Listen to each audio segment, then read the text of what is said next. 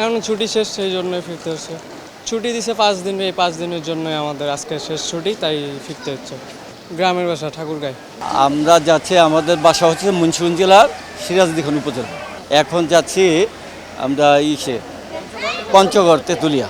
ঈদের সময় আসলে পঞ্চগড় তেঁতুলিয়া আমার এক রিলেটিভ আত্মীয় আছে, ওনার 14 তারিখে অনুষ্ঠান, ওনারা আমাদেরকে দাওয়াত করেছে। তার সুযোগটা কাজে লাগালাম, স্কুল বন্ধ, বাচ্চারাও রিল্যাক্স একটু বেড়ে আসলো, ওরা আর দাওয়াতও রক্ষা করলাম।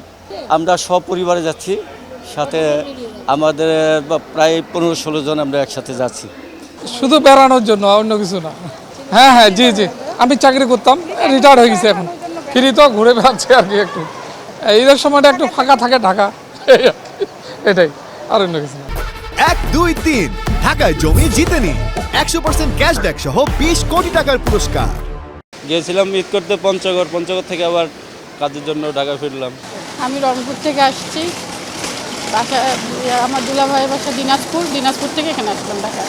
ঢাকায় অনেক যানজট থাকে, গ্যাঞ্জাম থাকে, আর রিল্যাক্সে ঘোরাফেরা করা যাবে না। এখন অনেকটাই ফাঁকা, হ্যাঁ, 2-4 দিন ফাঁকা থাকবে, এই কারণে এখান থেকে ঘুরে ফিরে মজা পাবো। আর এখানে আমার যে দিনাজপুর এলাকা, ওখানে বিনোদন কেন্দ্র খুব কম ঢাকার তুলনায়।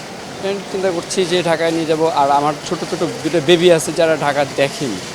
আসলে আমার তো জন্মস্থান ঢাকা মিরপুর, তো ও বেবিদেরকে দেখাতে নিয়ে আসছে। আর ওর দাদিরা আছে, হ্যাঁ, আমার আরও আত্মীয়স্বজন দীর্ঘদিন থেকে আসা হয়নি। তো ঈদের খুশি এবং তাদের সঙ্গে একটা সাক্ষাতে উভয় খুশিকে একেবারে পূর্ণাঙ্গ করার জন্যই চলে আসছি।